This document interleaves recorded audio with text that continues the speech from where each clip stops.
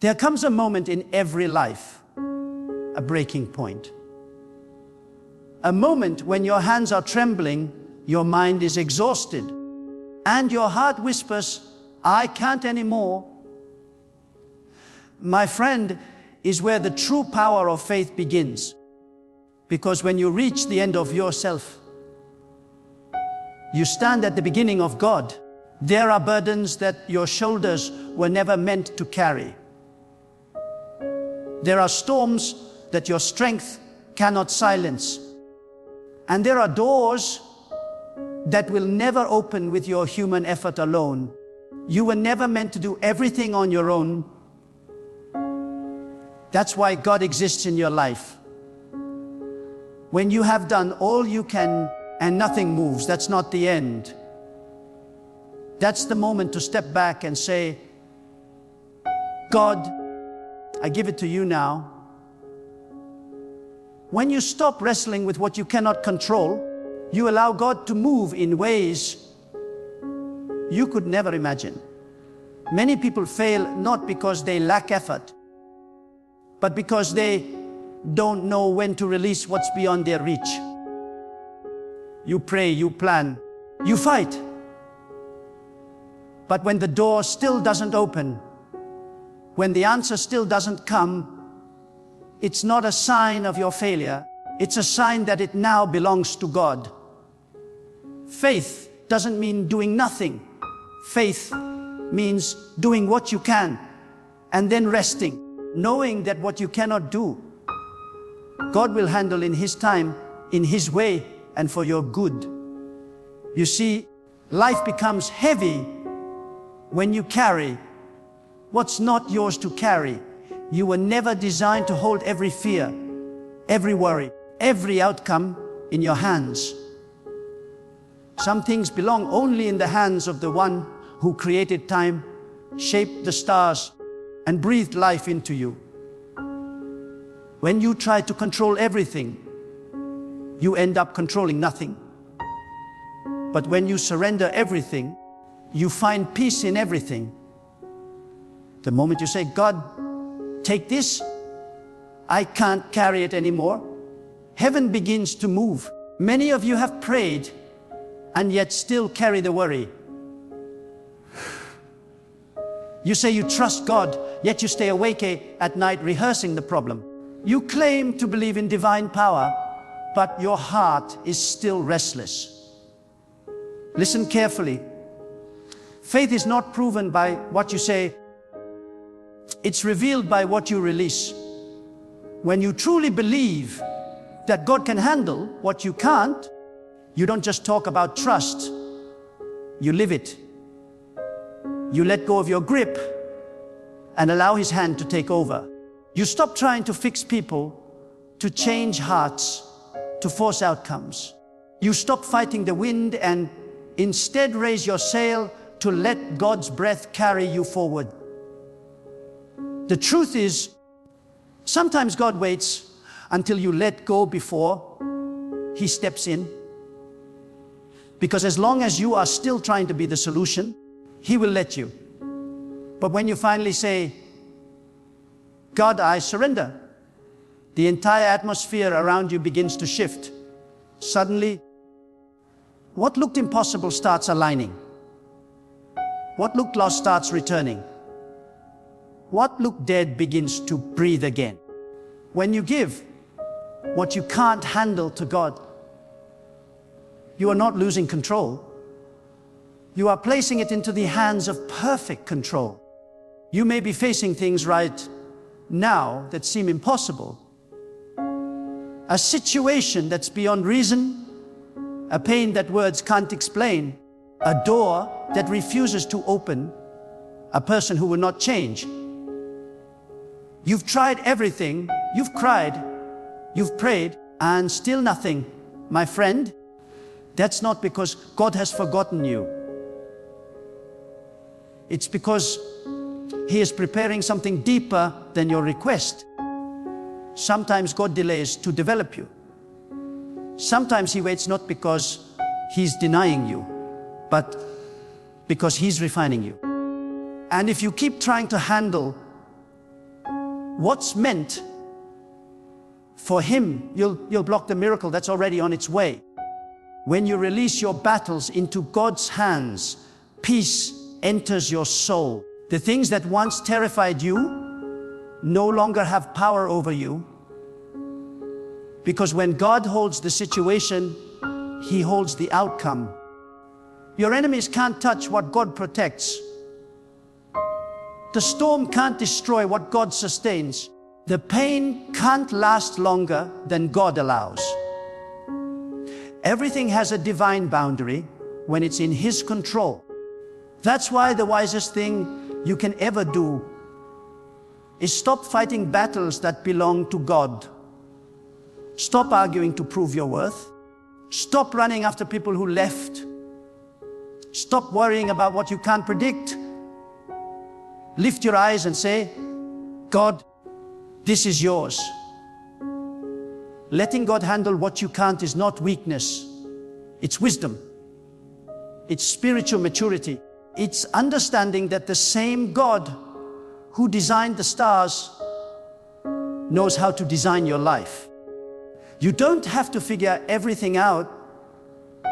You just have to keep your faith in the one who already has. When you carry everything in your hands, it breaks you. But when you place everything in God's hands, it builds you. Some of the greatest blessings are not found in fighting harder, but in surrendering sooner. Look around you. So many are anxious, exhausted, broken, because they have made themselves their own gods. They believe everything depends on their effort, their control, their timing. But the more they grasp, the more they lose. Peace never lives in control. It lives in surrender. You can pray all you want, but until you release your fear, you'll never experience peace. God cannot fill hands that are already full of worry. Empty them. Let Him take it. Trust that His plan will always be higher, His timing always wiser, and His path always safer than yours. Maybe you've lost something precious, a relationship, an opportunity, a dream. And you wonder why God didn't stop it. Listen carefully. God never removes without a reason. When He takes something from your hand, it's because He's protecting you or preparing you for something greater. You think it's gone, but God is storing something better in a place you cannot see yet. What you can't handle now, He's already handling in the background. While you're worrying, He's working. While you're waiting, He's weaving the details. While you're crying, He's creating a new path for you. When you let God handle what you can't, you learn to breathe again. You stop rushing. You stop comparing. You stop fighting against divine timing. You become still, not because you're passive, but because you know you're protected. You know that what's meant for you cannot be taken from you. You understand that if it's delayed, it's divine. If it's denied, it's direction. God never leaves you with less unless He plans to give you more. There is a peace that enters when you truly say, God, I trust you with what I don't understand. That's the moment anxiety leaves and faith rises. Because faith doesn't mean you understand everything. It means you trust even when you don't. There's a kind of strength that only comes when you've stopped depending on your strength. When you've cried, prayed, and finally said, enough, God, take it. That's when the heavens open. You must learn to recognize when it's time to let go. When you've tried, prayed, and nothing changes, it's not time to push harder. It's time to surrender deeper. There's power in saying, God, I've done my part, now I rest in yours. The greatest miracles come not when we're struggling, but when we're still. Not when we're panicking, but when we're trusting. You may not see the full picture right now, but God does. He sees beyond your confusion, beyond your timeline, beyond your pain. Every unanswered prayer is not rejection, it's redirection. Every delay is not punishment, it's preparation. Every closed door is not abandonment, it's protection. When you believe this, peace becomes your natural state. You stop asking, why me? And start saying, use me. You stop asking, when will it happen? And start saying, whenever you will. That's what happens when you let God handle what you can't. You begin to live free. There are people who are losing their peace because they're trying to control what was never theirs. They're trying to fix hearts only God can heal. They're trying to force opportunities that only divine timing can open. And in the process, they lose their joy. Let go. Let God handle it. You'll be surprised how light life feels when you finally stop trying to carry what doesn't belong to you. There's a quiet strength that appears when you've surrendered everything. You stop running. You stop forcing. You stop worrying. You wake up knowing that the same God who carried you through yesterday will carry you through today. You don't panic at the sight of storms. You rest because you know the one who commands the winds is still in control. Faith means saying, even if I don't understand, I'll trust. It means believing that every loss, every delay, every heartbreak still has purpose. And though your heart may ache, you can still say, God, I know you're handling what I can't. That sentence alone can transform your entire life. Because once you stop controlling, you start growing. Once you stop worrying, you start healing. Once you stop doubting, you start receiving. There is a power that comes only when a soul has reached the end of itself. It is the moment when you've tried everything, said every prayer, fought every battle, and yet nothing moves. That is when your heart whispers, God, I can't do this anymore.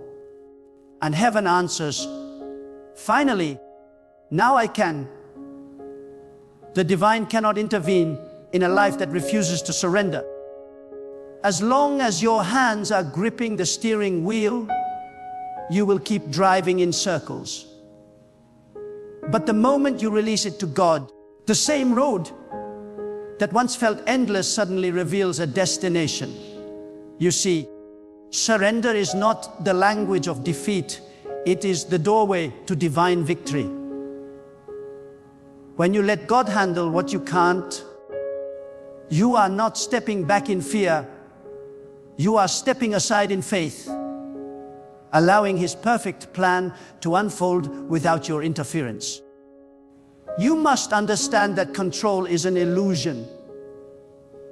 The more you try to manage everything, the more anxious you become. Because life was never designed to obey your command. Only God governs time. Only God controls outcomes. And only God determines the right season for your blessing. When you insist on doing what only He can do, you carry a weight too heavy for human shoulders. You were not created to bear that load. You were created to trust. The hands that shape the universe are strong enough to hold your future. The one who made the oceans knows how to calm your storm. The same power that keeps the stars in their place knows exactly where to place you. So stop trying to fix everything in your limited understanding. Instead, kneel in quiet faith and whisper, God, I trust you with what I can't handle. There is a sacred silence in surrender. It is not the silence of despair, but the silence of peace. It is the stillness that comes when you stop wrestling with outcomes and start resting in God's authority. Many people confuse movement with progress. They think that by constantly worrying, constantly talking, constantly planning, they are showing faith. But true faith often looks like quiet confidence. It looks like sitting in the middle of uncertainty and saying, even if I don't see it, I know God is working. The calmest person in the storm is the one who knows who controls the wind. When you let God handle what you can't, you stop living as a victim of circumstance and start living as a vessel of purpose. You begin to see that not everything that hurts you is meant to harm you. Some pain is preparation. Some loss is direction. Some delays are divine. You may not see the full picture yet, but God does. Every tear you've cried has been counted.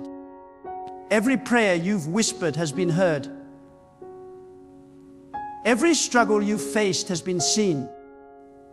You are not invisible to the one who designed your destiny. And though you may not understand the why, one day you will thank Him for not giving you what you thought you needed, because He was protecting you from what you couldn't handle. There are people who keep asking, why does God allow me to go through this? And the answer is simple.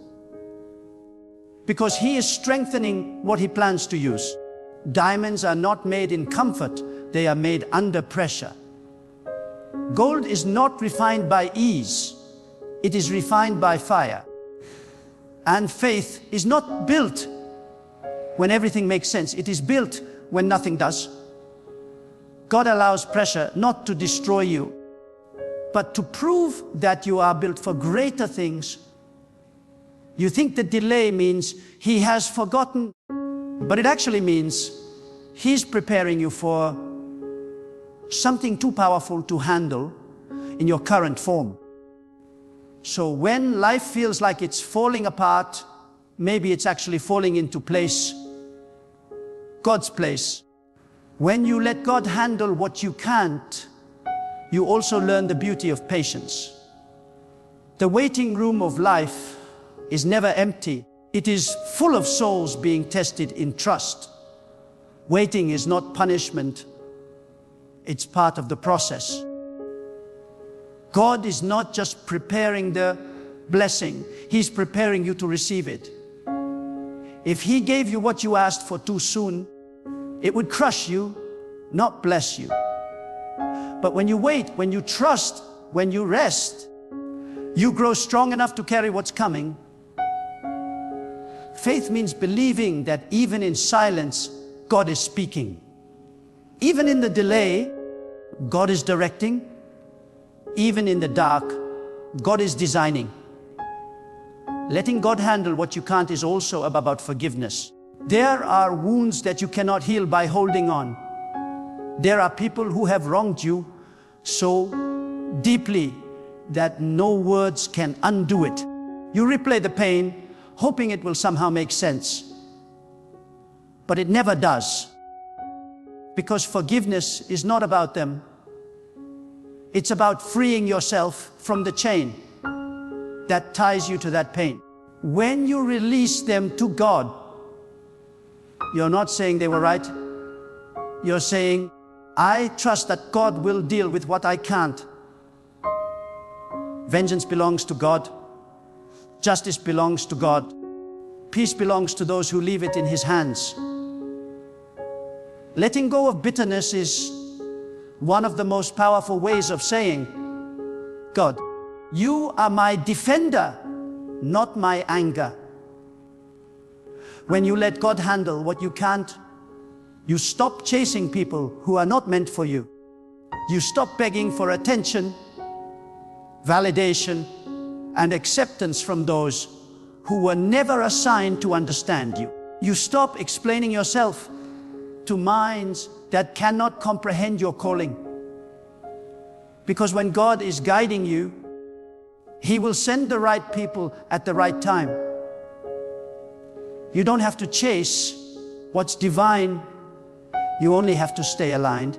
The moment release who and what was never meant for you, the space they occupied becomes available for God's real blessing.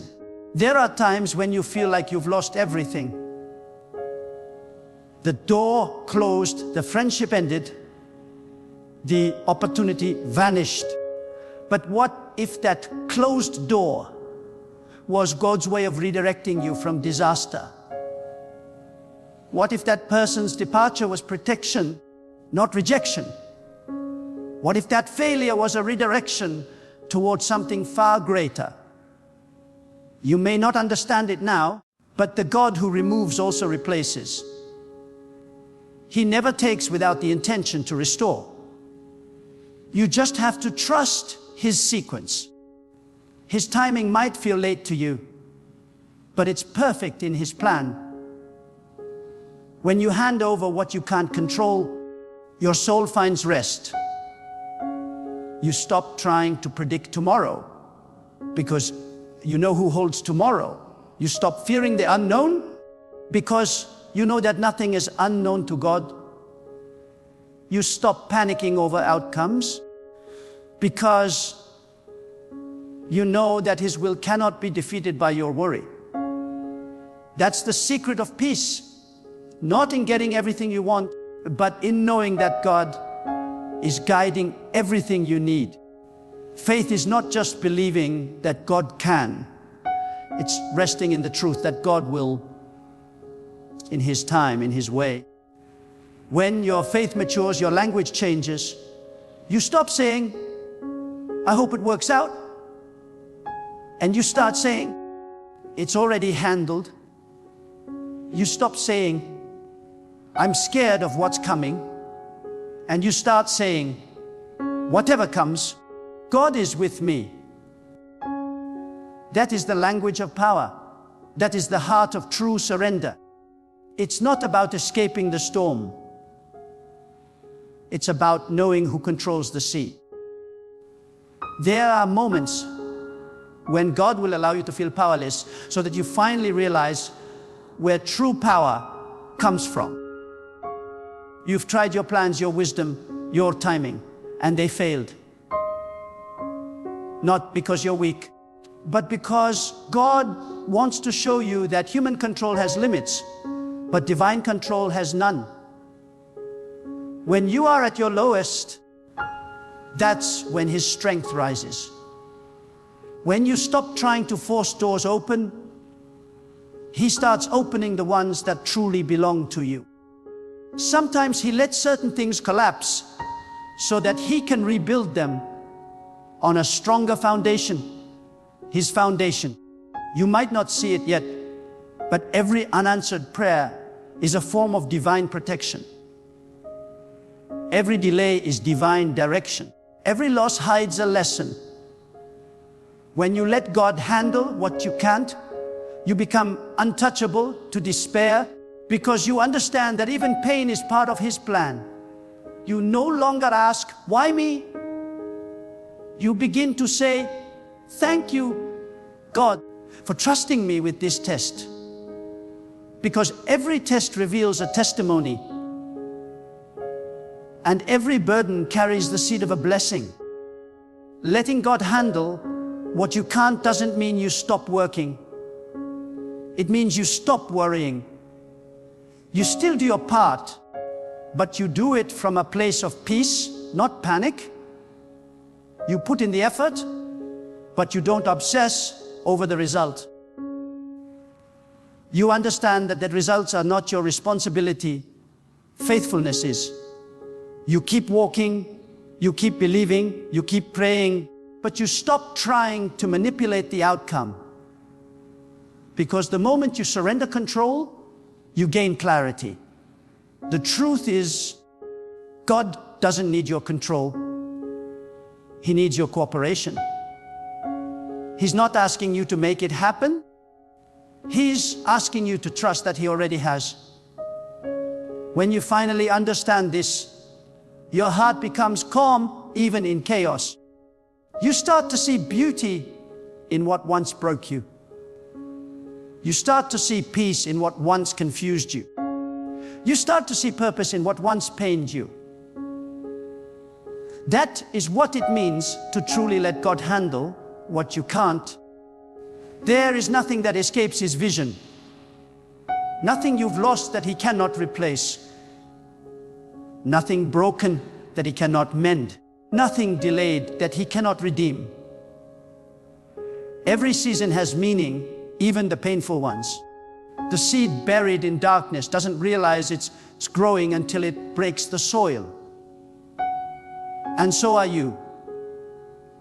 You think you're buried, but God says you're being planted. You think it's over, but God says it's only beginning. You think you've lost control, but God says you were never meant to control it in the first place. You must learn to walk in quiet confidence. The kind of confidence that doesn't come from knowing how, but from knowing who. The kind that doesn't depend on plans, but on faith. The kind that says, even when I can't see the way, I know God is making one. Because the path of faith is not straight. It's sacred. It bends and curves according to what you need to learn, not just where you need to go. And when you truly let God handle what you can't, something miraculous happens inside you. Your heart begins to heal. You stop chasing outcomes that were never promised to you. You stop fearing things that were never meant to destroy you. You stop begging for what was never designed to stay. You begin to see that peace is not found in controlling life. Peace is found in trusting the one who controls life. When you let God handle it, the noise inside your mind grows quiet. The storm may still rage around you, but inside you are still, because you know that God is still God. The world teaches you to fight harder, push harder, control more. But God whispers, be still. Not because you're weak, but because strength is born in stillness. The ocean does not create its waves. It receives them from the moon's pool. And in the same way, your spirit must stop forcing and start receiving. Let the rhythm of divine timing move you. Stop worrying about whether you're behind or ahead. God's plan doesn't run on human clocks. What seems like a delay is often His way of making sure the path is safe before you arrive. Sometimes God withholds things you desperately want, not to punish you, but to protect you. You think He's saying no, but He's really saying, not yet. You think He's closing the door, but He's really preparing you for the one that leads to destiny. You see, what you call disappointment, God calls direction. What you call rejection, God calls redirection. No? That broke your heart was necessary to push you toward a greater? Yes. So stop trying to reopen what God has already shut. When you let go of what's behind, your hands are finally free to receive what's ahead. And let me tell you, God doesn't need your help to bless you. He doesn't need your strategies or your anxiety. He needs your faith. He needs your surrender. Because faith is not about manipulating outcomes. It's about trusting divine outcomes. when you stop trying to control how things unfold. You make room for God to surprise you with something better than you planned. Sometimes, what you thought was the end is actually the doorway into a higher chapter.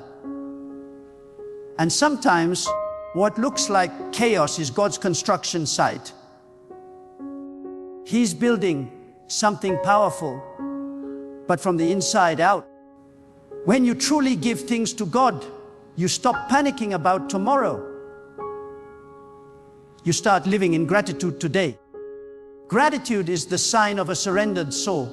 It says, even if I don't have everything I want, I trust that I have everything I need right now. Gratitude shifts your focus from what's missing to what's working. And when you thank God in the middle of uncertainty, it shows heaven that your faith is not dependent on circumstances. That's when miracles happen, because gratitude opens doors that worry can't. Many people say they trust God, but their hearts are still restless. They pray, but they still panic. They ask, but they still doubt. True faith is when you say, God, even if I don't see the way, I know you are making one. Faith is not a feeling. It's a decision. You decide to trust even when everything in your flesh wants to control. You decide to stay calm even when the future is unclear. You decide to believe that God's silence is not absence. It's preparation. Because when God is silent, He is shaping something sacred. Silence is not emptiness, it's construction. Letting God handle what you can't means learning to rest. Rest is an act of faith. It's saying, I don't have to keep fighting for what's already in God's hands. You can't hear divine whispers when you're shouting over your own fears. You can't see divine direction when you're blinded by anxiety. Rest is where God speaks the loudest.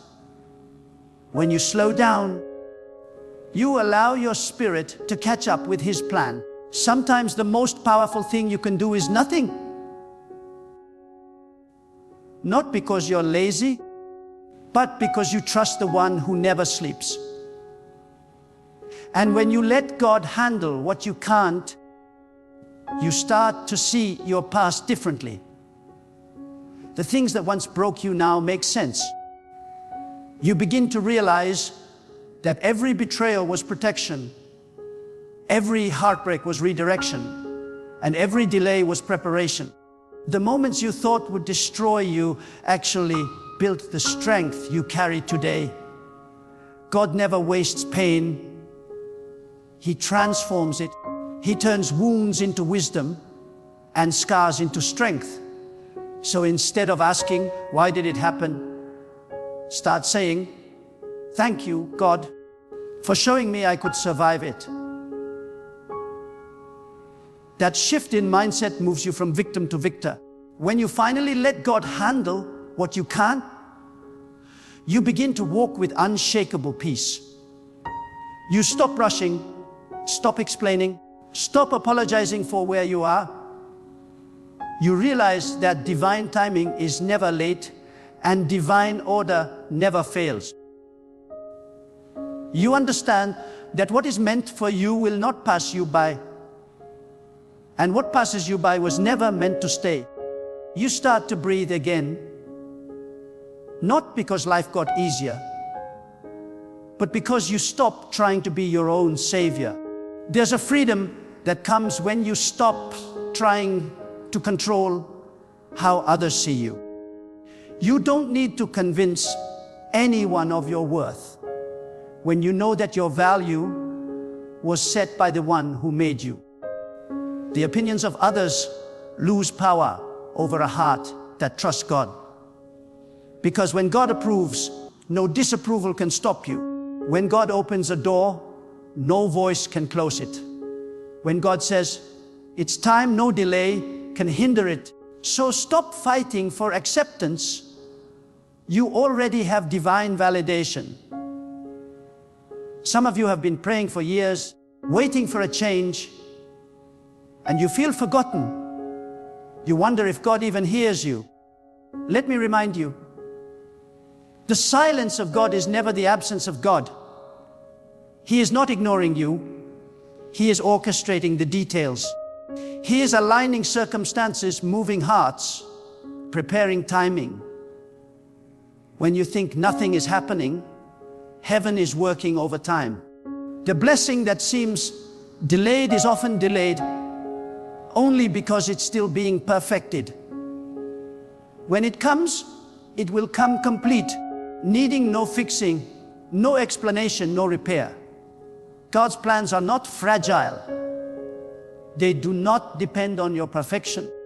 They are sustained by His power. So even if you've made mistakes, even if you've stumbled, even if you've lost your way, He can still handle it.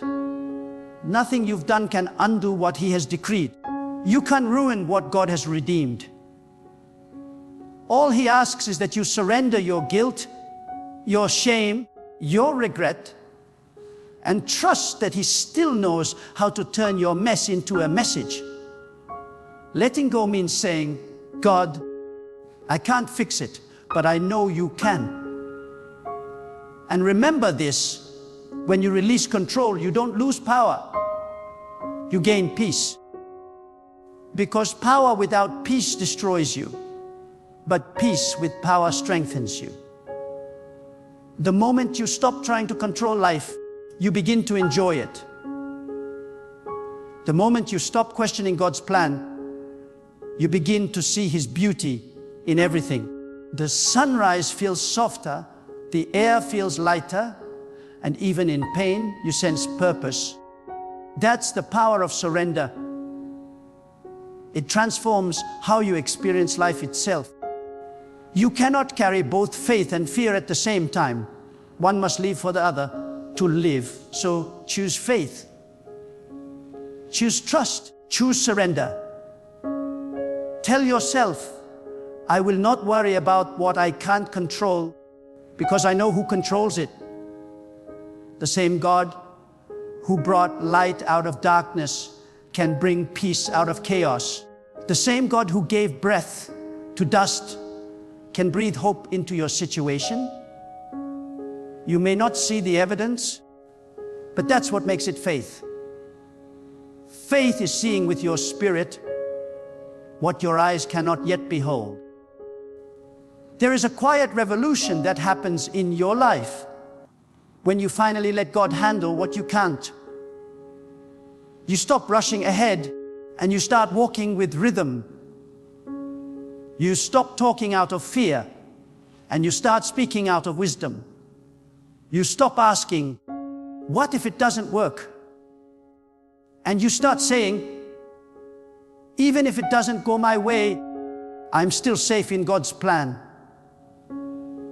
You stop trying to prove your worth because you understand that you were already chosen long before you tried to earn it. Letting God handle what you can't also means releasing the illusion of control over the future. You don't have to know how it will happen. You just have to know who's guiding it. You don't have to plan every step. You just have to take the next one in faith. The path will reveal itself as you walk it. That's how divine guidance works. It's revealed progressively, not all at once. God gives you light for the next step, not the whole staircase. Because if He showed you everything at once, you'd either rush ahead or run away. But when you trust Him one step at a time, you walk not by sight, but by surrender. My friend, don't let your heart be weighed down by what you can't fix. You've worried long enough. You've cried long enough. You've tried long enough. It's time to release it. Release the fear of failure. Release the pain of the past. Release the weight of the future. Let God handle it. Life was never meant to be a battle of control. It was meant to be a journey of trust. The more you trust, the lighter you walk. The lighter you walk, the farther you go. Because in the end, faith is not about understanding every detail. It's about knowing who holds every detail. It's not about predicting the outcome. It's about trusting the orchestrator. It's not about holding everything together. It's about knowing that the one who holds the universe is holding you too. You can rest now. You can breathe now. God is already handling what you can't. He's handling the people who wronged you. He's handling the doors that closed. He's handling the dreams that faded. He's handling the tears you never spoke of. He's handling the timing you don't understand. And when it's time, He will reveal what He's been preparing all along. You don't have to chase it, it will find you. Because what's divine will never miss its mark. So walk in peace, walk in confidence, walk knowing that every step you take in surrender moves you closer to the life God already prepared.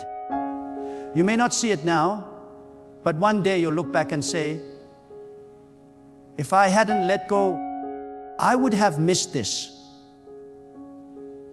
What you once feared to release will become the very thing that freed you. Because that's how surrender works. It doesn't weaken you, it awakens you.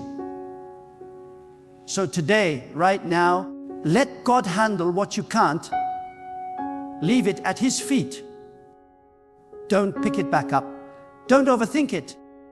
Don't argue with divine timing. Just trust that the same God who started your story already knows how to finish it beautifully. Let peace return to your spirit. Let faith rise again in your heart. Let surrender become your strength. For you were never meant to handle everything alone. You were meant to walk with God, trust God, and rest in God. And when you do, you'll discover that the weight you were carrying was never yours in the first place. It always belonged to Him. Why does God keep you alive after 60? My friend, this is not a question of age, but a question of divine intention. When you wake up each morning, when you open your eyes and see the sunlight touching your face, that is not by accident. That is the voice of God saying, I still have something for you to do. Every breath you take beyond 60 is a declaration that your purpose has not ended. It means the hand of God is still upon you. It means you are not finished. You are being refined. You may look at your hands and see wrinkles. You may feel the slowing of your body. But let me tell you something. God never measures your usefulness by your youth. He measures it by your willingness. You are not alive today because of luck or because medicine kept you here. You are alive because God still has a purpose for you that no one else can fulfill. The reason God keeps you alive after 60 is because He still wants to speak through you, bless through you, love through you, and show His power through your story. So many people, when they grow older, begin to believe that life is behind them. They say, my strength is gone. My best days are over. But God looks at you and says, no, I am not finished with you yet. God keeps you alive after 60 because He wants to use your wisdom, your scars, your battles, your victories, your pain, your experience to bless others who are still learning how to walk with Him. You carry something sacred within you, something that was not meant to die when your youth faded. God keeps you because you are a vessel of His timeless truth. There are people who needed you to survive. There are souls that would never know strength if you had given up. You see, when you are young, you live by energy. But when you are older, you live by wisdom. And God uses the wisdom of those who have walked long with Him to shape the future of those who are still finding their way. You are a teacher now. You are a carrier of the fire of experience. God does not discard vessels that have carried His light for decades. He refines them so the light burns even brighter. Think of it, every hardship you endured, every prayer you whispered in the dark, every tear you shed when no one was watching, all of it was shaping your spirit. It was God preparing you for a time like this. God keeps you alive after 60 because He wants you to tell the world that He is faithful. You are a living testimony that even after storms, even after failures, even after betrayals, even after loss, God still sustains. When you were young, you ran ahead, you dreamed, you built, you planned. But now, after 60, God slows you down, not because He has abandoned you, but because He wants you to listen more deeply. He wants to reveal Himself to you in quietness. The young chase success, the mature seek meaning. And meaning is where God speaks. You are alive because your spirit has reached a level where God can now trust you with deeper truth. He has seen you rise and fall, and yet you still bow before Him. That kind of faith cannot be taught. It is forged through years. That's why He keeps you. Do you know what pleases God most? A heart that still beats for Him after all these years. Many people start with fire, but they lose their flame along the way. Yet here you are, still talking to God, still seeking His voice, still thanking Him for the simple things. That is why you are still alive, because your relationship with God has matured beyond noise and pride. It has become pure, silent love. God keeps alive the ones who know how to walk humbly with Him, for they are His witnesses in a noisy world. Maybe you have wondered, why am I still here when so many of my friends have gone? God's timing is perfect. Some He calls early, others He keeps longer, not as a punishment, but as purpose. He has left you as a lamp for your family, as a voice of reason for the younger generation, as a guardian of spiritual wisdom in your home. Your survival is not coincidence. It is divine preservation. God keeps those whom He still needs to use.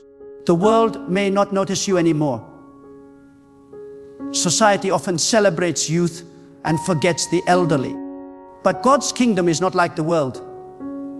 In the world, people retire at 60. In God's plan, you are fired at 60. Your spirit is renewed. Your assignment is refined. You are called to speak truth that no one else dares to speak. You are called to walk in patience when others are restless. You are called to demonstrate peace when others panic. God keeps you alive to remind the world that true strength is not in muscle, but in faith. There's someone watching you right now, your children, your grandchildren, your neighbors. They see how you face each day. They see that you still give thanks, that you still smile, that you still help others even when you have your own needs. You are preaching with your life. You are teaching without words. That is why God keeps you alive. Because your very presence is ministry. Your consistency is faith in motion. And let me tell you, age does not limit your blessing, it expands it. The older you become, the more space God has to show His faithfulness.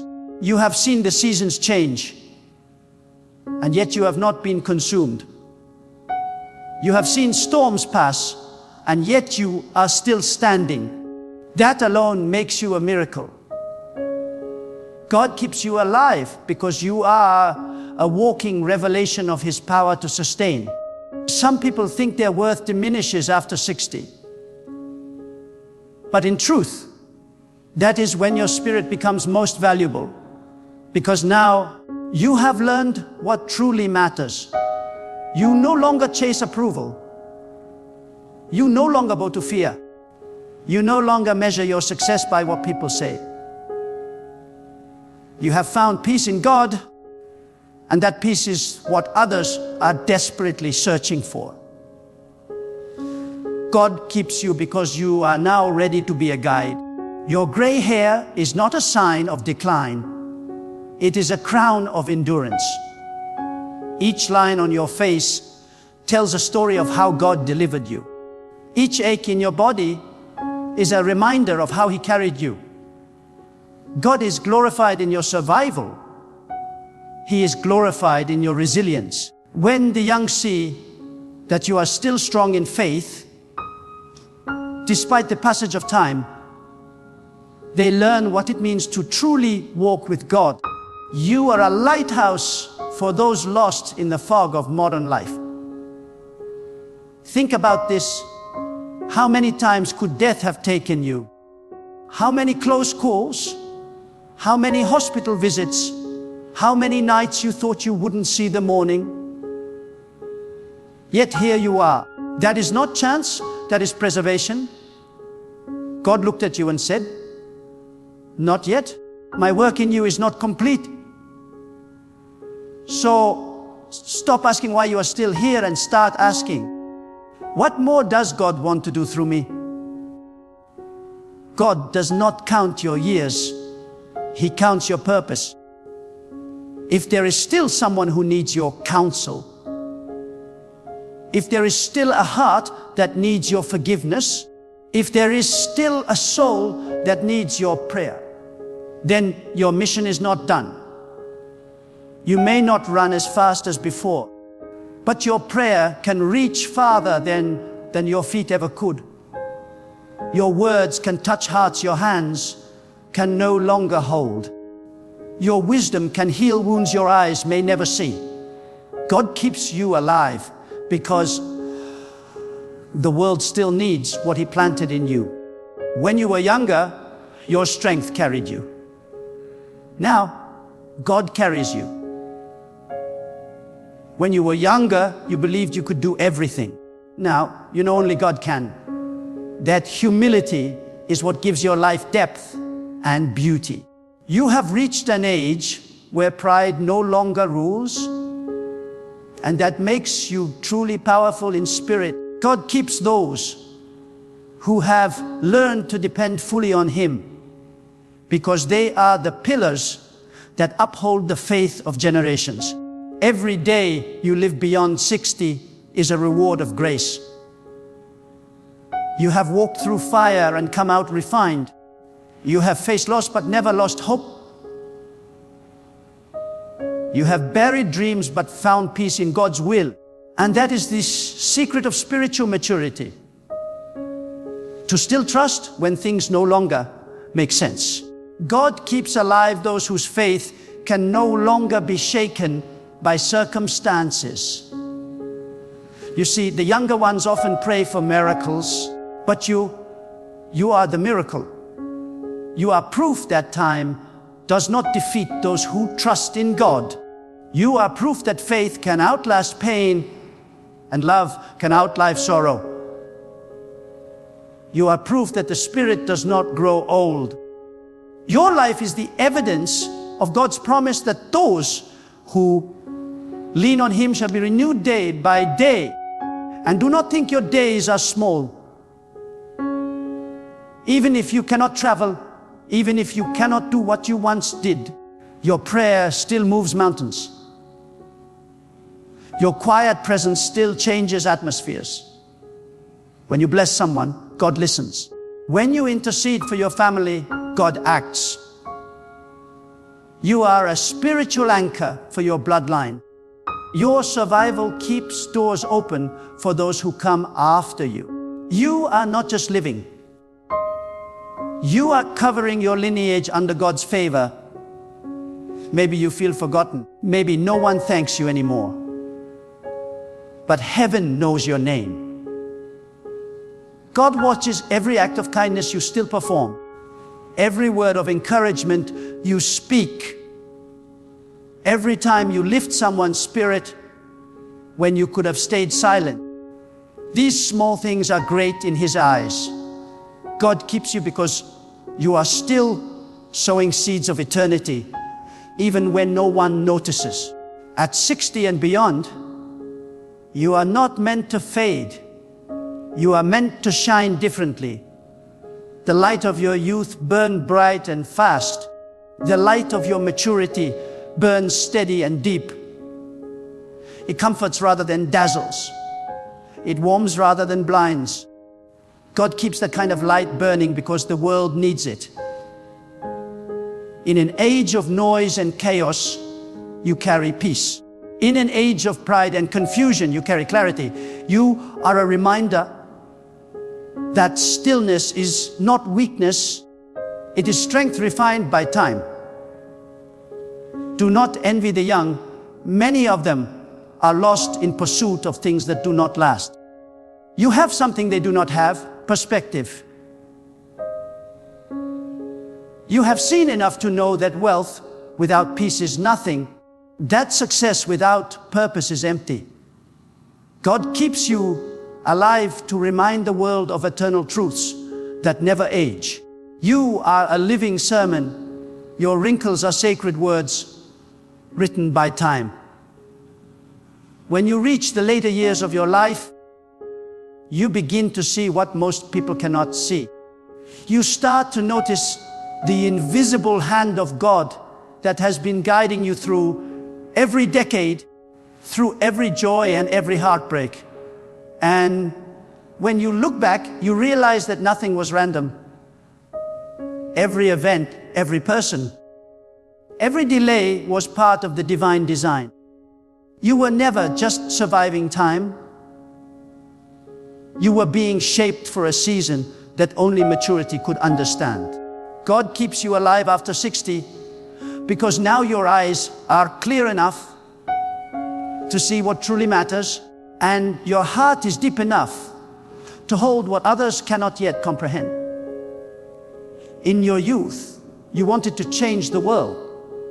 You fought, you worked, you built, you dreamed. But now, in this sacred stage of life, God invites you to change something greater. Your inner world, He calls you to peace. He calls you to stillness. He calls you to influence not through speed, but through spiritual presence. The older you become, the closer you get to the essence of who you were created to be: a soul aligned with God, not distracted by the noise of the world. That is why you are still here, because God wants the world to see what peace looks like in human form. Peace that only comes from decades of walking with Him. You are not here by accident. You are not a leftover of time. You are a masterpiece in progress. Think of a tree planted long ago. When it was young, it grew fast and wild, stretching its branches in every direction. But as it aged, its roots went deeper and its fruit grew sweeter. The same is true of you.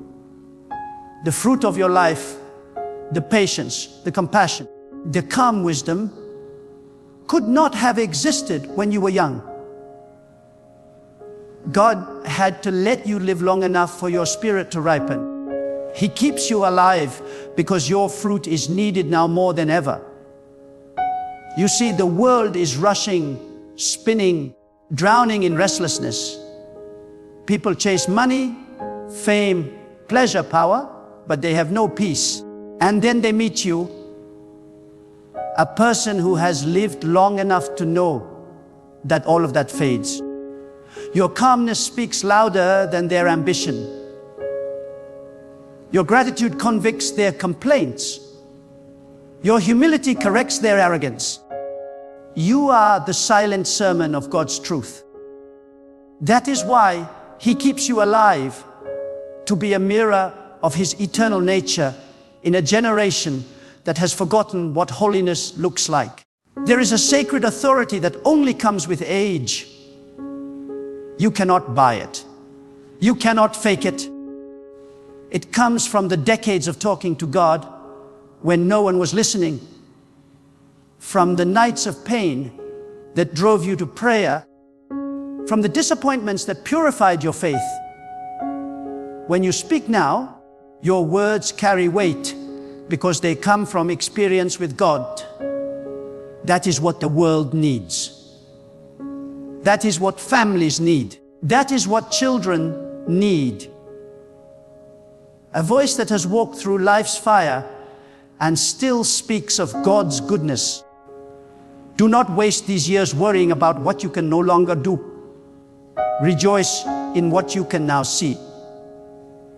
You can see through deception. You can see through pretense.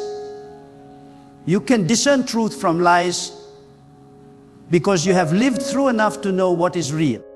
That is why God keeps you, because He needs witnesses who have lived long enough to confirm that His promises are true. He needs elders who can say with conviction, I have seen the goodness of God in the land of the living. The strength of your youth built your life, but the wisdom of your age will bless generations. God has kept you alive, not to merely exist, but to pour out what He has poured into you. Every story you carry, every lesson you learned through pain, every revelation you received in silence, it is all meant to be given. You are a vessel of divine memory. When you speak, you remind others that God never fails, that He provides, that He restores, that He heals, that He remembers those who remember Him. Do not believe the lie that you are finished. The truth is, you are entering the most impactful stage of your purpose. God saves the deepest assignments for those who have been seasoned by time. The young may carry strength, but the wise carry vision. God does not need your speed now. He needs your stability. He does not need your energy. He needs your endurance. You have become like the mountain that does not move when storms come. Your faith is no longer a flame. It is a foundation. And on that foundation, others will stand. Sometimes, when you sit alone and the house is quiet, you may wonder if your life still matters. Listen closely, it does. Every time you pray, the heavens take notice. Every time you thank God for another day, it shifts the atmosphere. Every time you speak life over your children or whisper blessings over those you love, invisible forces move. You may not see it, but your words still carry power. God keeps your voice alive because your prayers still build walls of protection around those you love. And even if your body feels weak, your spirit is strong. God measures you not by physical strength, but by spiritual endurance. When others see wrinkles, God sees warriors. When others see aging, God sees authority. You have authority in prayer, authority in faith, authority in silence. You can change the course of your family's destiny by one sincere conversation with God. That is why He keeps you. Because your intercession still matters. You are like the roots of a tree. You may not be visible, but everything above you stands because you are still there. The family you built, the people you mentored, the kindness you gave, they are all growing because of you. Without roots, trees fall. Without elders, families crumble. Without wisdom, nations lose their way. God keeps you alive after 60 because your presence keeps balance in the spiritual structure of those around you. You are not a background character. You are the foundation. And let me tell you something else. Age is not decline, it is revelation. The older you get, the more clearly you can see the pattern of God's hand weaving through your years. You start to realize that even your mistakes had a purpose. The paths you thought were detours were divine direction. The people who left you were part of God's pruning process. The things you lost made space for what truly matters. God lets you live long enough to see how beautifully He has written your story. After 60, God draws you closer to Himself. The noise of the world begins to fade, and the voice of eternity grows louder. You begin to crave peace over pleasure, depth over drama, truth over attention. That is not boredom. That is awakening. Your soul is detaching from the temporary and preparing for the eternal. You are not dying, you are transforming. God keeps you alive to taste the sweetness of divine nearness before you return to Him. He wants you to experience what it feels like to walk earth as one whose heart already belongs to eternity. You are not forgotten. You are favored. The breath that fills your lungs today is not wasted.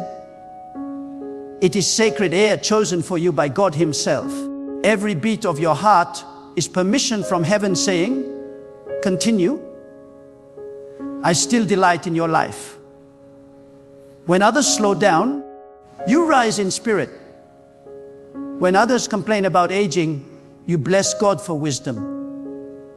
That difference, that gratitude, is what separates those who merely exist from those who live with purpose. And do not fear the future. God, who carried you through childhood, youth, and middle age, will not abandon you now. He does not invest decades of care in you only to discard you at the end. No, He finishes what He starts. And when God keeps someone alive, it is because they are still part of His unfolding plan. The divine writer has not yet written the last line of your story. There is still a chapter to be lived, one filled with peace, influence, and spiritual fulfillment. The world may measure life by years, but God measures it by impact. You may not have the speed to run anymore, but you have the insight to lead. You may not hold the tools, but you hold the truth. The time you live in now is not a sunset. It is a sunrise for your spirit. Because now your faith is pure, stripped of pride, and filled with understanding. God keeps you to shine as proof that life lived with Him never fades. It only grows deeper. There is a mystery in longevity that few understand. When God extends your days, it is not merely to let you exist longer on the earth. It is to let your spirit ripen for eternity. The later years of your life are not wasted years. They are sacred years. They are the time when your spirit learns to listen more than it speaks. When you begin to understand that every moment of breath is a classroom where God is still teaching you.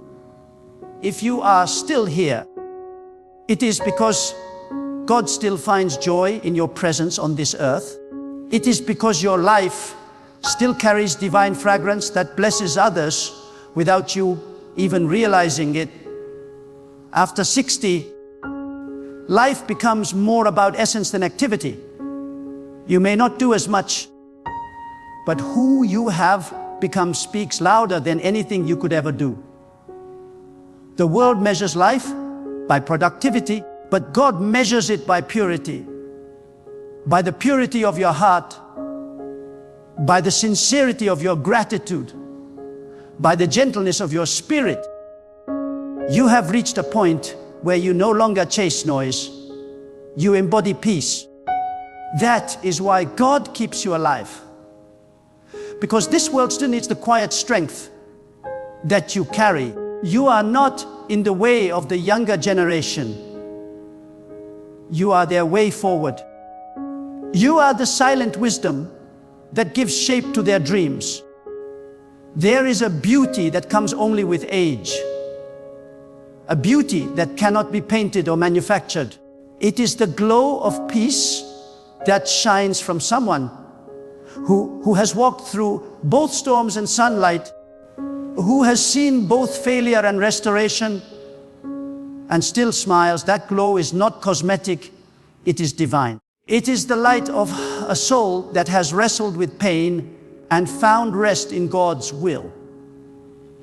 That light is precious, and that is why God keeps you alive, to illuminate others who are still stumbling in darkness. You have entered the age where your greatest victories are invisible. They are not the kind that make headlines or earn applause. They are victories of patience, victories of forgiveness, victories of quiet endurance. You win when you let go of bitterness. You win when you stop explaining yourself to people who will never understand. You win when you wake up each morning and say, God, thank you for another chance to see your mercy. These are not small victories, they are eternal ones. God keeps alive those who have learned how to win in silence. You may not realize it, but your spirit carries authority now. When you pray, your words carry more weight because they come from decades of walking through fire with God. When you bless someone, heaven listens. When you forgive someone, chains break. You have become a channel of divine strength because you have been refined by time.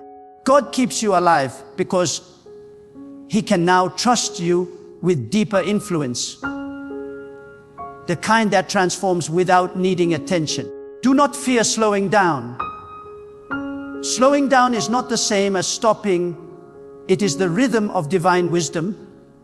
When God slows your body, He awakens your spirit. He gives you time to notice what others overlook. The birds in the morning, the quiet laughter of children, the peace of a calm evening. In these small moments, God whispers eternal truths. You have reached the stage where He speaks to you not through thunder, but through stillness. You are being drawn closer, not farther. You are being prepared, not finished. Your later years are God's masterpiece of patience and grace.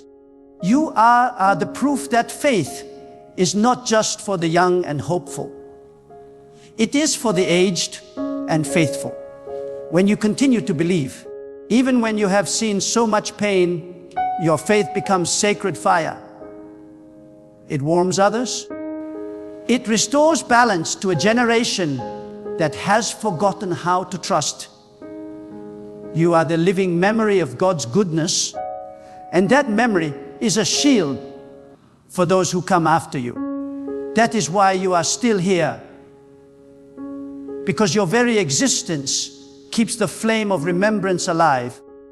Sometimes God keeps you alive because someone you love still needs your prayer. Maybe there is a child who has lost their way, or a family member whose heart has grown cold. God keeps you as their covering, their shield in the unseen realm. Your prayer is the bridge between their chaos and God's mercy. You may not even know it, but your words, your faith, your very presence are protecting leaves around you. God uses the faithful hearts of elders as anchors for generations. And when you look at yourself and think, I am weak, know this: your weakness is God's strength on display. You no longer have to prove anything. You no longer have to earn anyone's validation. You are already validated by time and by faith. The same God who sustained you through the storms of youth will sustain you through the calm of maturity.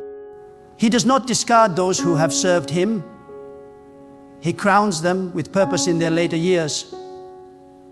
After 60, your focus shifts from achievement to alignment. It's no longer about how much you can do, but how deeply you can walk with God. Your pace may slow, but your depth increases. You start to understand that every sunrise is a sermon, every breath is a blessing, and every heartbeat is a reminder that God is near. You stop asking why and start saying thank you. That shift is spiritual wisdom. That surrender is holiness. That peace is power. There is a generation behind you that does not understand patience. They live in a world of instant gratification. They want everything fast: success, recognition, pleasure. But you have learned the sacred rhythm of waiting. You know that God's timing is never late. You have learned that miracles are born in the soil of delay. You have learned that real strength is not loud. It is steady.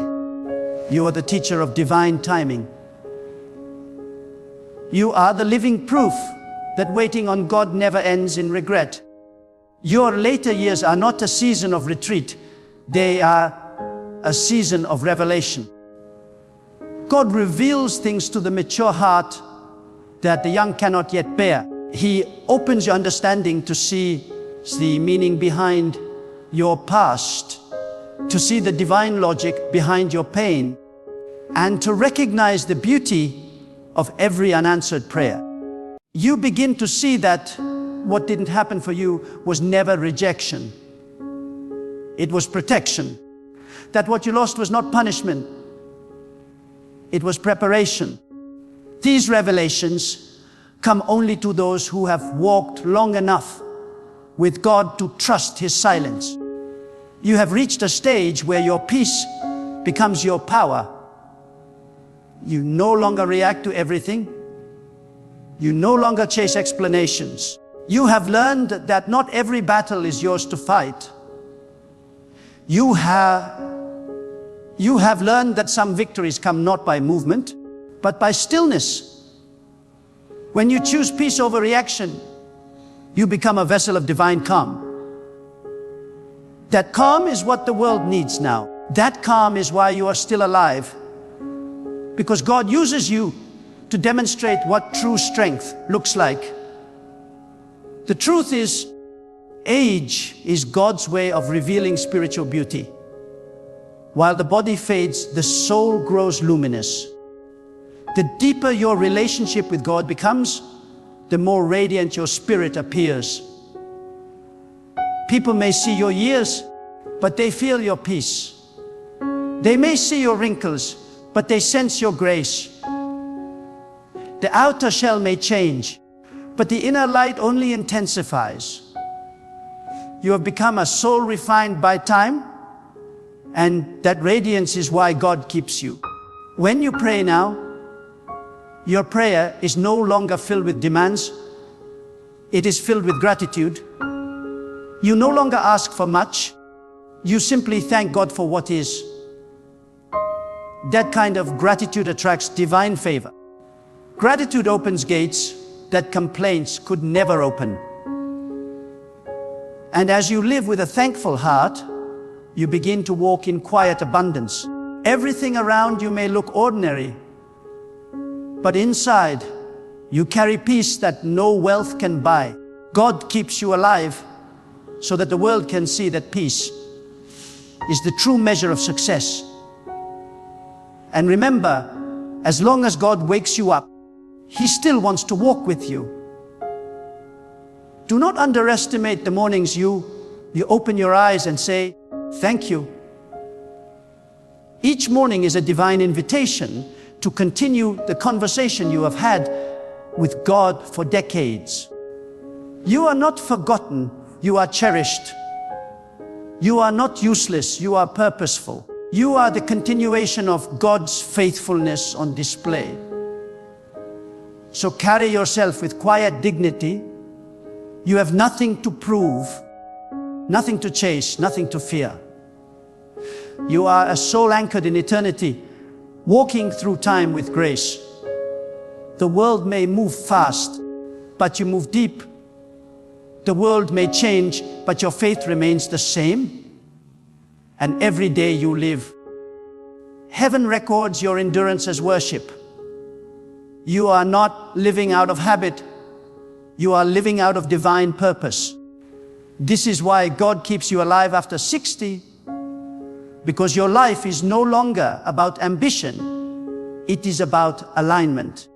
It is no longer about running, but about resting in God's will. You have become a living psalm, a breathing prayer, a testimony of divine endurance.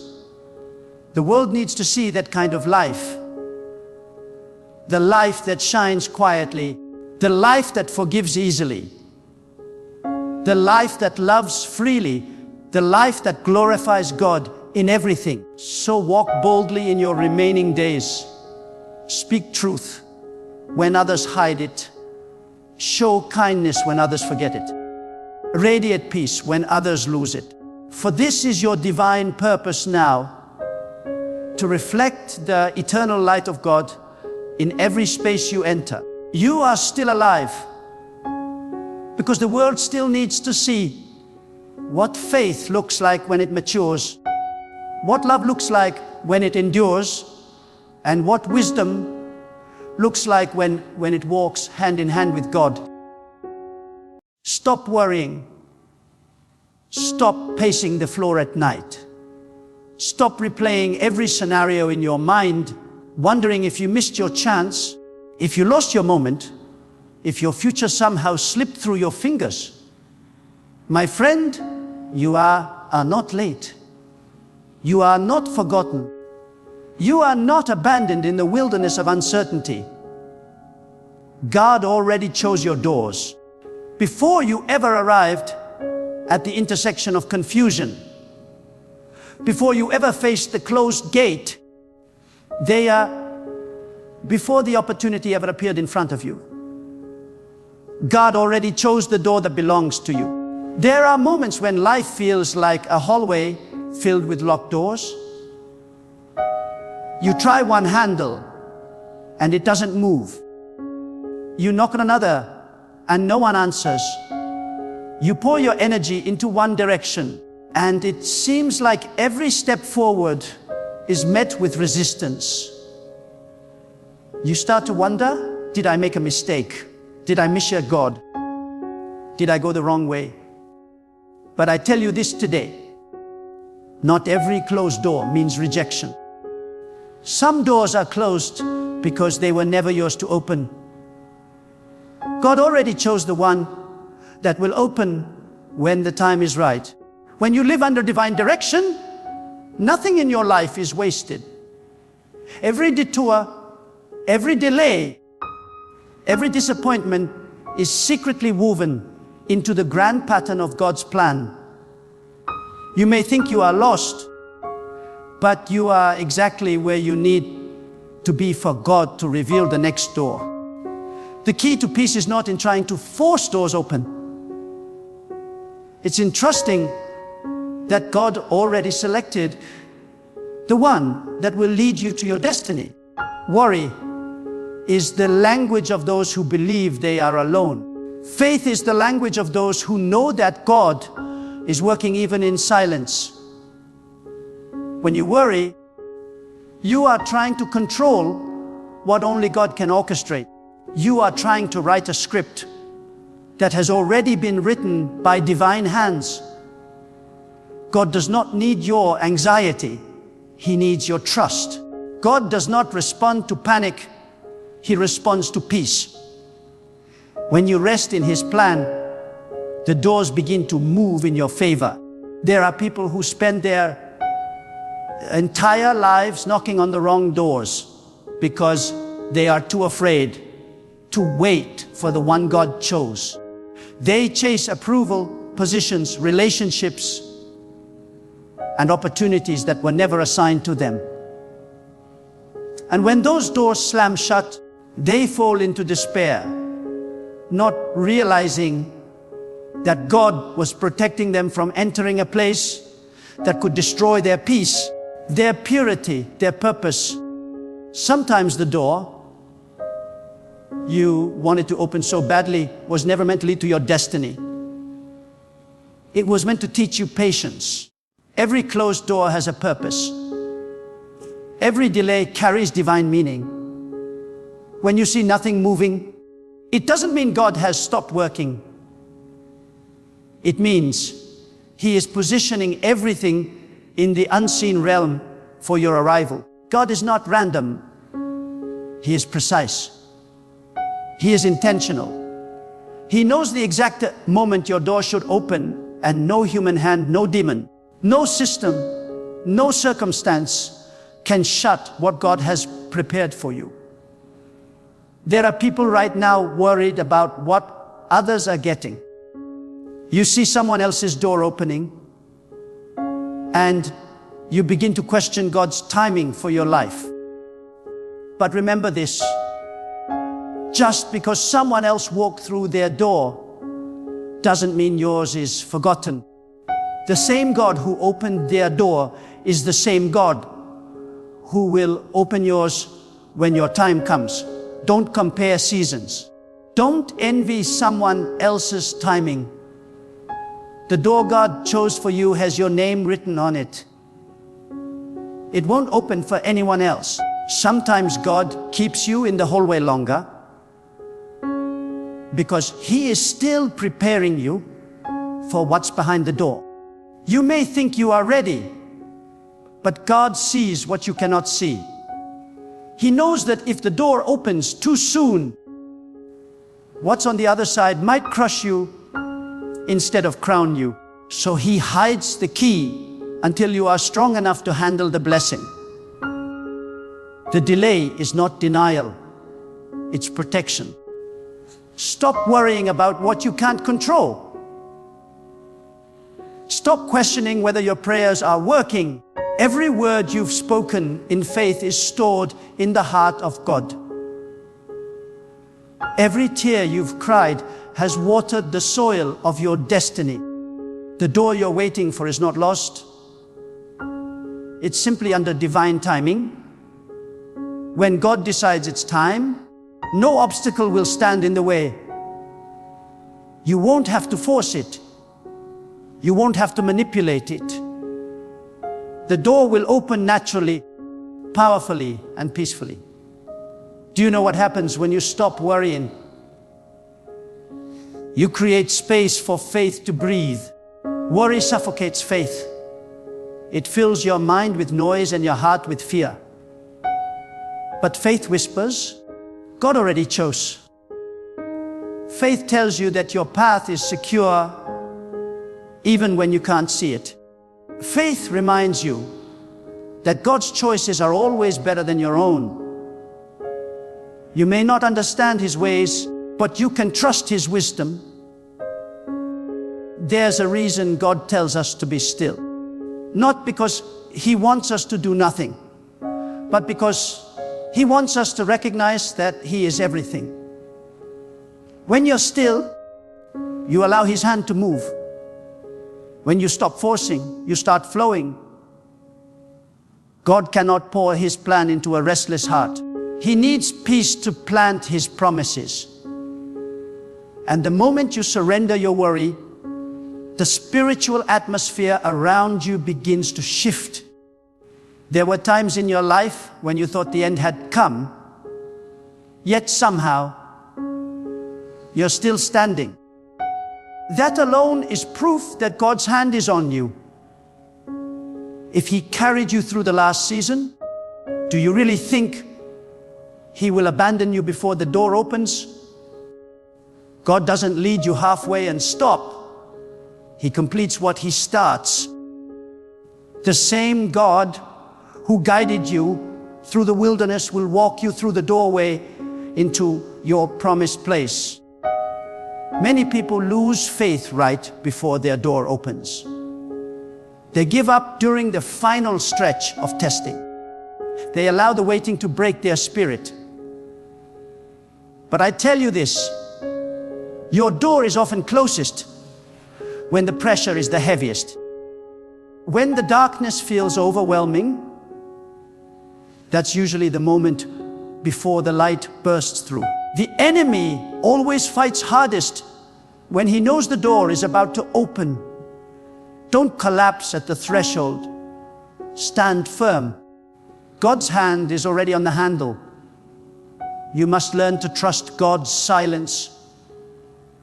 When you can't hear Him, it doesn't mean He's absent. It means He's working in secret.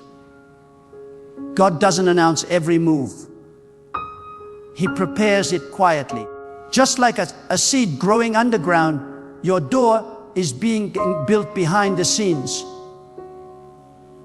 You won't see the construction process, but one day you will stand before what God created and say, "Now I understand."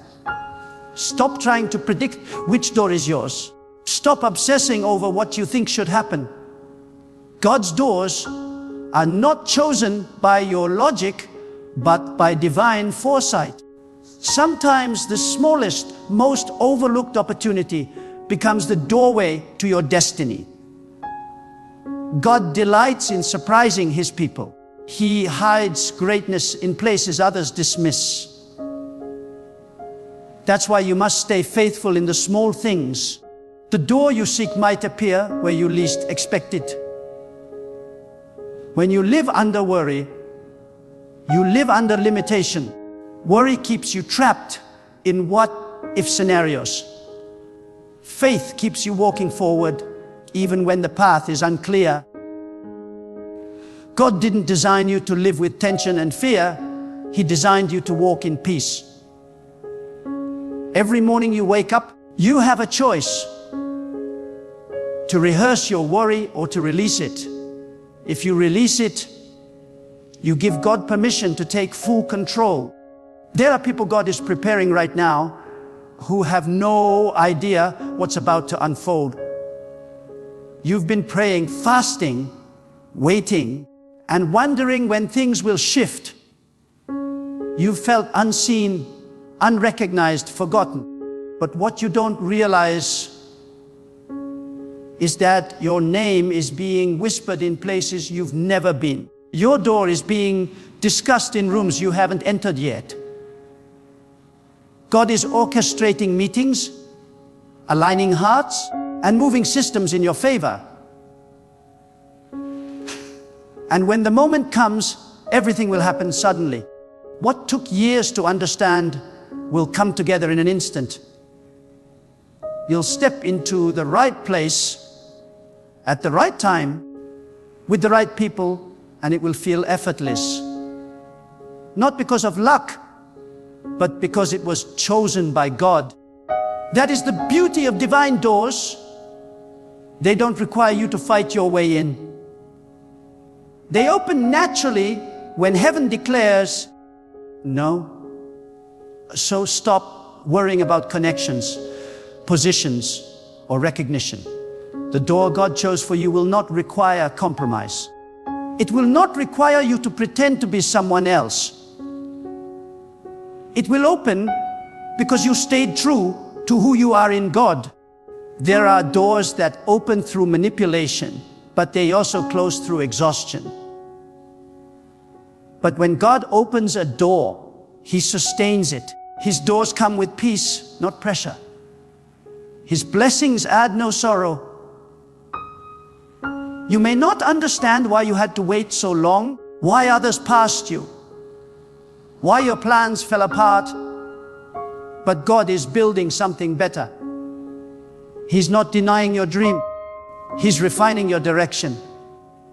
You wanted one door, but He's creating a corridor. You prayed for an opening, but He's designing an entire pathway. God doesn't think small. When He moves, He multiplies. The door God chose for you will not just bless you, it will bless others through you. Your testimony will become a doorway for others to find hope. That's why your journey took longer. It wasn't just about you.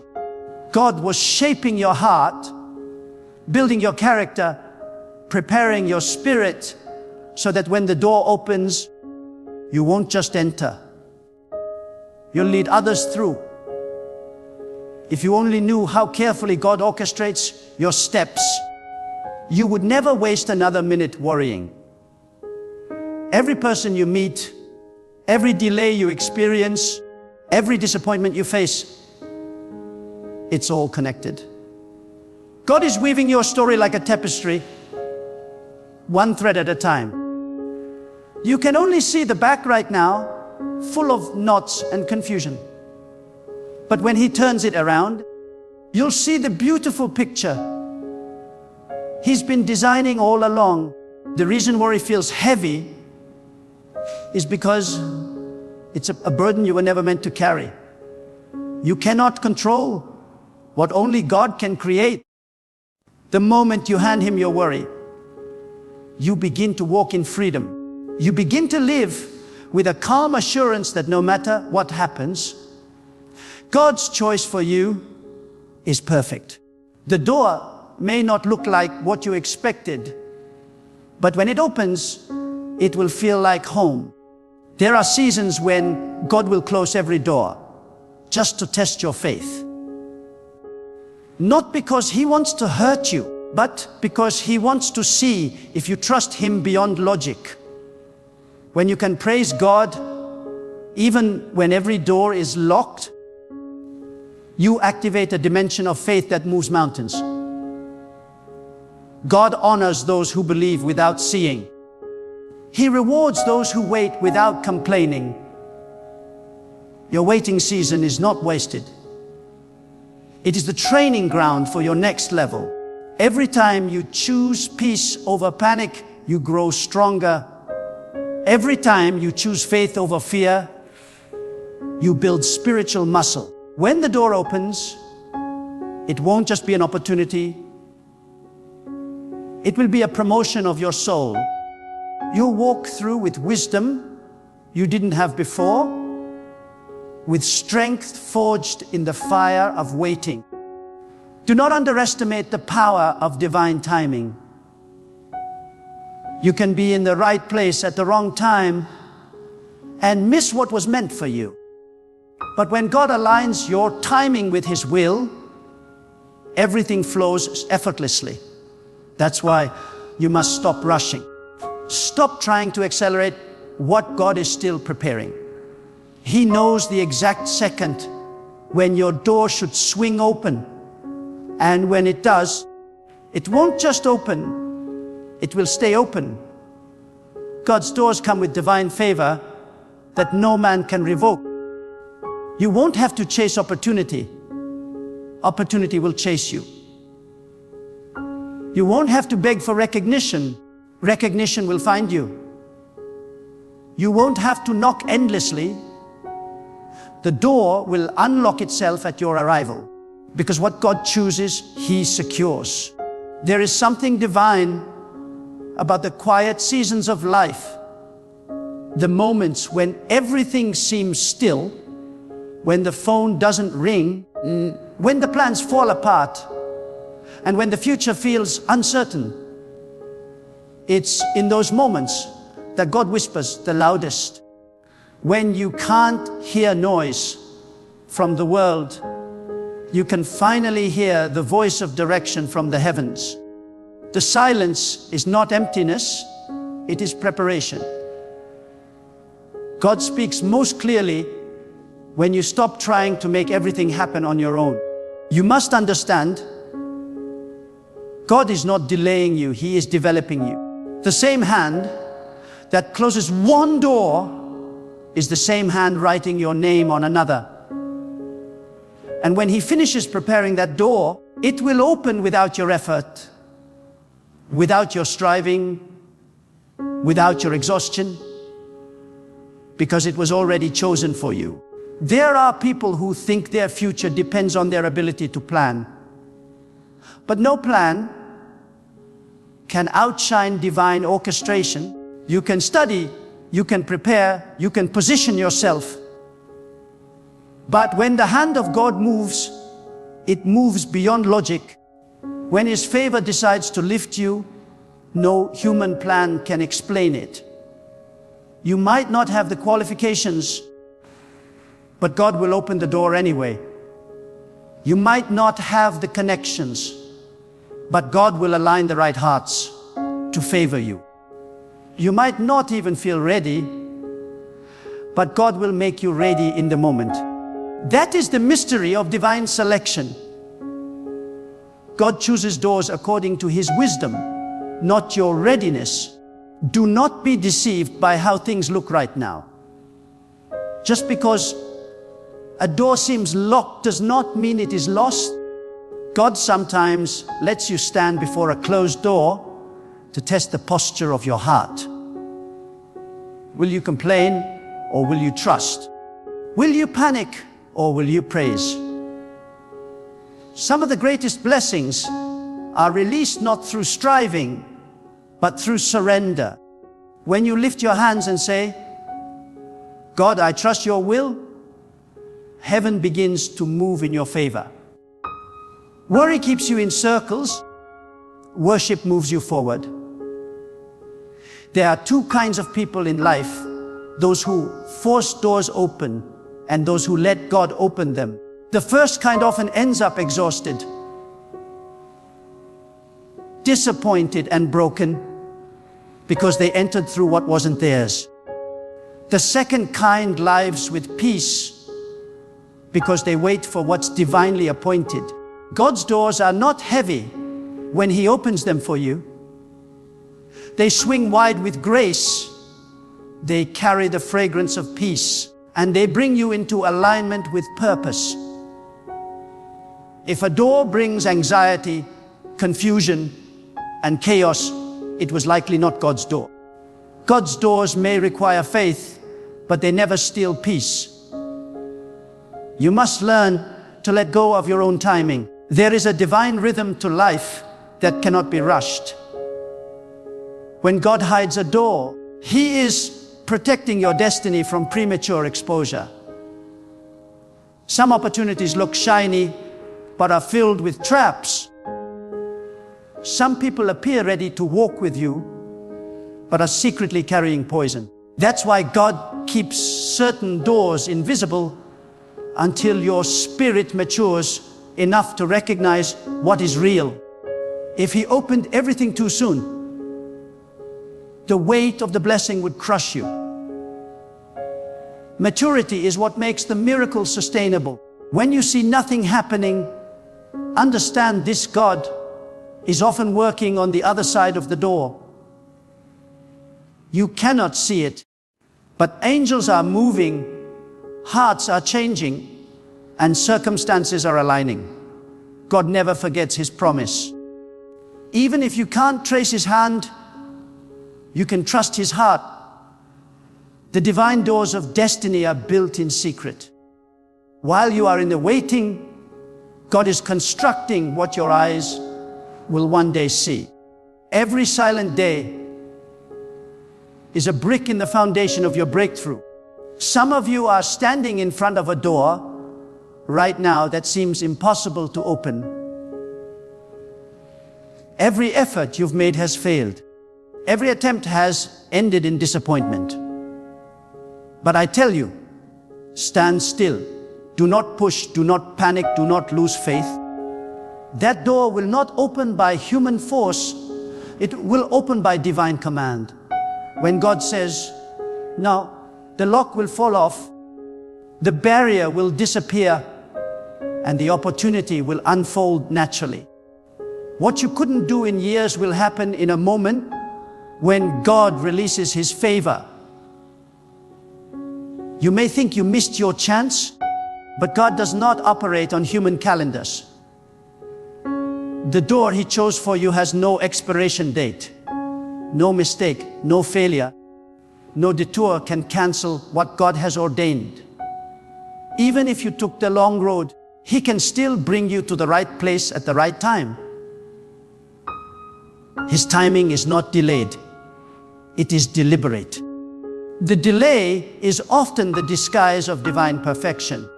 Worry is like sand in the gears of your spirit. It grinds your peace and slows your progress. The moment you let it go, everything begins to move again. Faith lubricates the soul. Worry corrodes it. God wants your trust, not your tension. The proof of faith is rest. When you can sleep while the storm rages, when you can smile while others panic, when you can wait without complaining, that is when God knows you are ready for the next door. There are doors that require no effort because they respond to your obedience, not your strength. When your heart is aligned with God's will, even locked gates recognize your authority. The unseen realm knows who belongs where. That is why you never have to beg for what's yours. God already gave you spiritual ownership over the territory of your destiny. When the time comes, you will simply walk into it. God is not just choosing doors for you. He is also removing doors that lead to destruction. Every disappointment you faced was divine protection in disguise. The relationship that ended, the opportunity that vanished, the offer that slipped away, they were all doors that God closed to shield your soul. You may have cried, but one day you will thank Him for every rejection that saved you from ruin. The wisdom of God is greater than the emotions of man. Look at your life for a moment. How many times did you think something was the end, only to later realize it was a beginning in disguise? How many times did a closed door lead you to something far better? That is the fingerprint of God. He leads you through confusion into clarity. What looks like loss is often the path to lasting gain. God is not punishing you, He is preparing you. You are not walking through life randomly. There is a map written by God's own hand that guides your every step. Each door, each delay, each detour is part of that map. You cannot see it yet, but one day you will look back and marvel at how everything was perfectly connected. You will see how every season of silence prepared you for a season of sudden movement. The hand of God has never left you. It has simply been guiding you through shadows so that your faith could grow stronger than your sight. Do not despise the waiting season. It is sacred ground. Waiting is where faith is purified. Waiting is where trust matures. Waiting is where you stop trying to control and start learning to surrender. God doesn't test your patience to torment you. He tests it to strengthen you. Every minute you spend trusting Him builds your spiritual muscle. When your heart becomes still before Him, you become unstoppable. Many people want open doors, but are not willing to carry the responsibility that comes with them.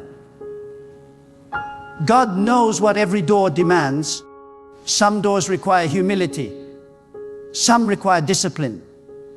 Some require silence. If you are not trained in the waiting, the blessing may become a burden. That is why God prepares you privately before He promotes you publicly. The delay is the classroom of destiny. And remember, your door is not someone else's door. The path God chose for you is unique. Comparison is the thief of confidence. Do not measure your timeline by another's success. You are not behind. You are simply on a different schedule. The sunrise does not compete with the moon. Both shine at their appointed time. Likewise, your door will open when the divine clock strikes your hour. You must learn to discern divine timing. There is a rhythm in the unseen world.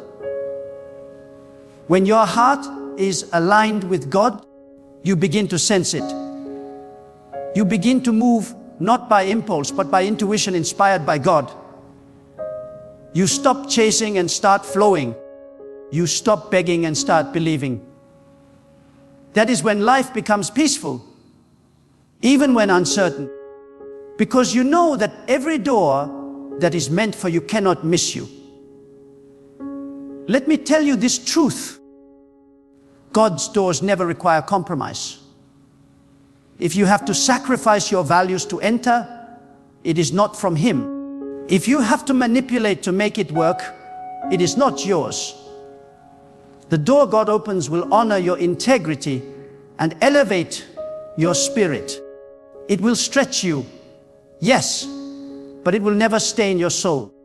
You will know it's from Him because it will bring both challenge and calm, a mixture that only divine alignment produces.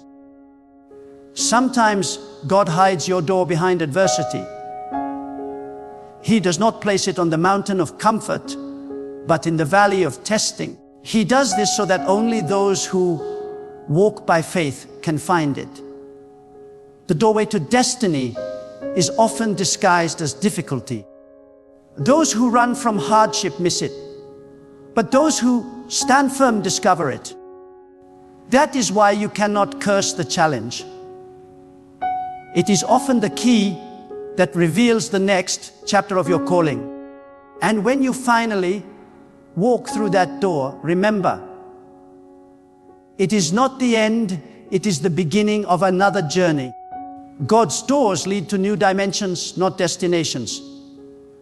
He is an infinite creator, and His purpose for you expands with every step of obedience. Each door you pass through is an invitation to trust Him more deeply, to walk more boldly, to live more freely. There will come a time in your life when everything seems still, no messages, no movement, no visible change. You will look around and wonder if God has forgotten you. But that stillness is sacred.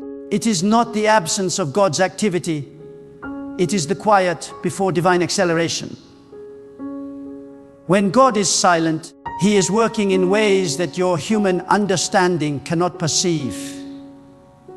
The soil may look dry, but the roots are growing deeper. The field may look empty, but the seed is alive. That is how God works. He prepares beneath the surface before He reveals above it. The silence is not punishment, it is proof that something powerful is about to emerge. Stop worrying about when your door will open. The timing belongs to God, not you.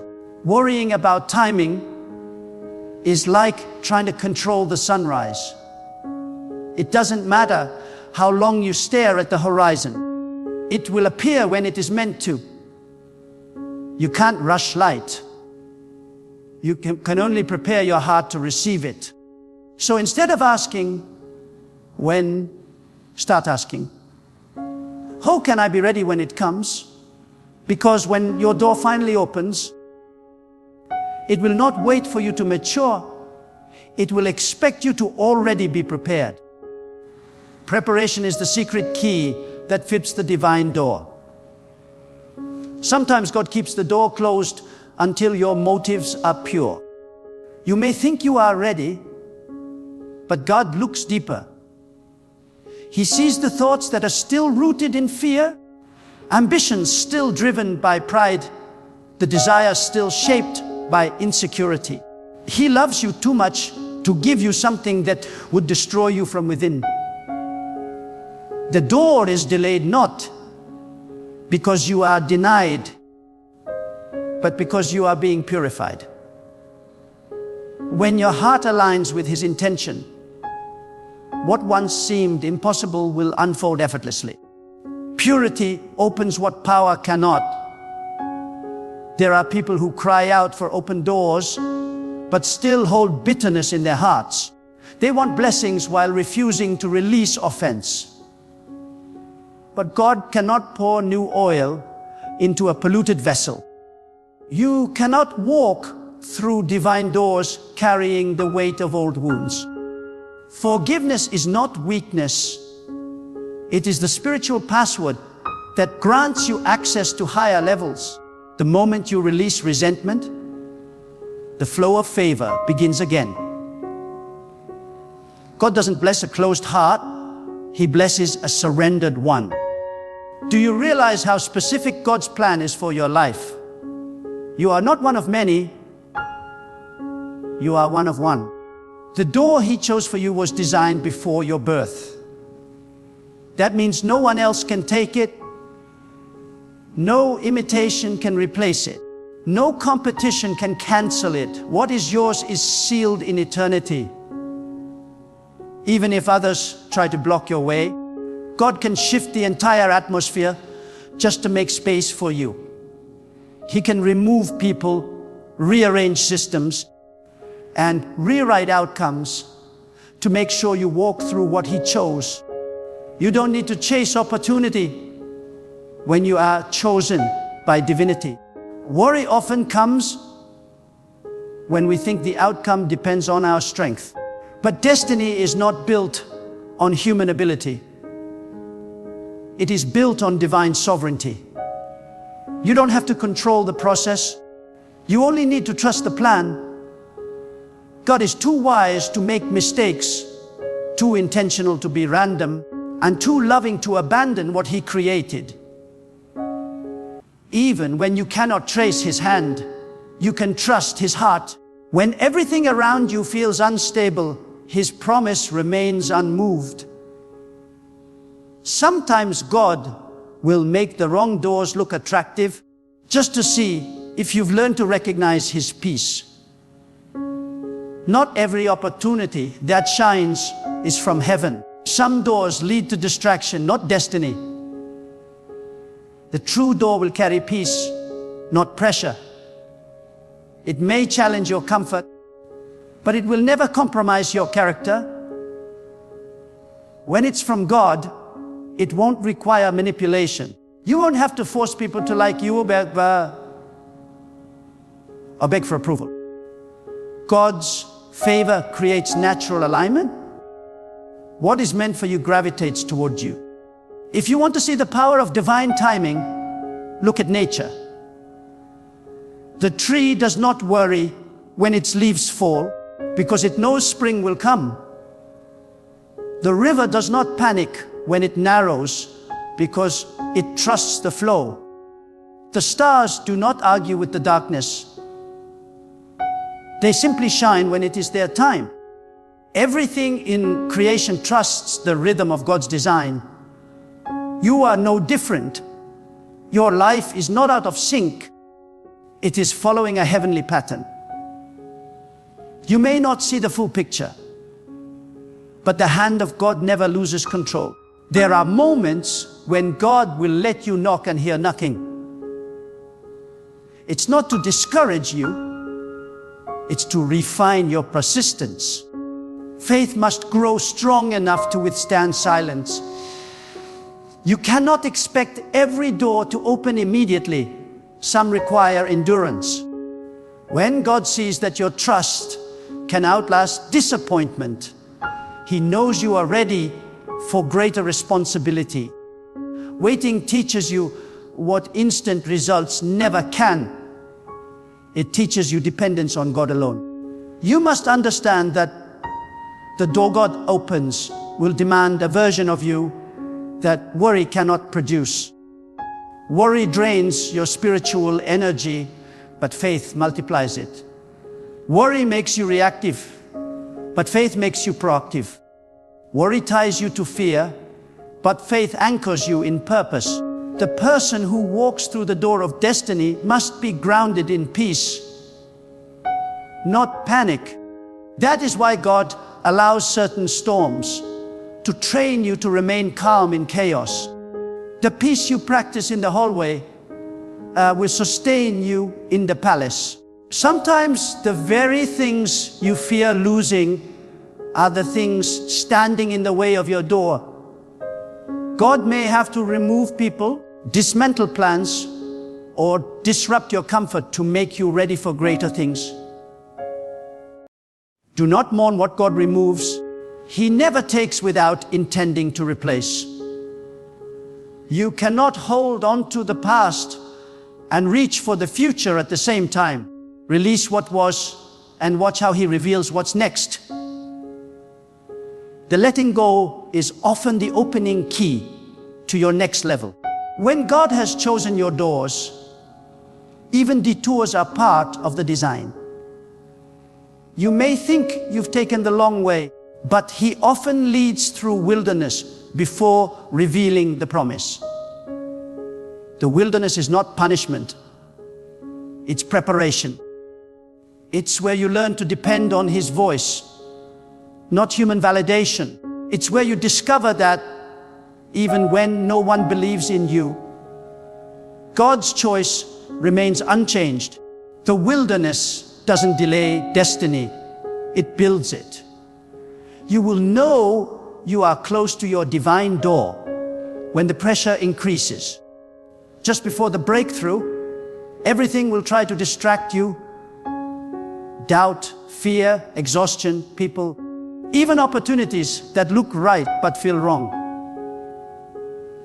That is the final test. Can you remain still in the middle of the noise? Can you stay focused when everything around you seems uncertain? If you can stand in peace during the storm, the door will open right in front of you. God doesn't reveal glory to a restless heart. He reveals it to one anchored in trust. Never underestimate what God can do suddenly. Years of waiting can turn into moments of manifestation. The door you have been praying about for seasons can open in one day. But you must be found faithful in the small things. The same God who tests you in the hallway is the same God who honors you at the doorway. When the door opens, it will not only bless you, it will prove that waiting was never wasted. God never forgets the faithful. He sees every time you chose peace over panic, every time you prayed instead of complained, every time you believed when logic told you to quit. None of that was in vain. Each act of trust was building a spiritual foundation strong enough to handle the blessing that's coming. You are not waiting for something ordinary. You are waiting for something divine. And divine things require divine timing. There will be days when it feels like the entire world is moving forward except you. Do not be deceived by appearances. While others may seem ahead, their paths are not your path.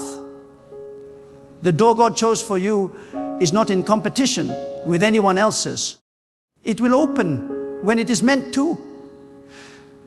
And when it does, everything that seemed delayed will suddenly make sense.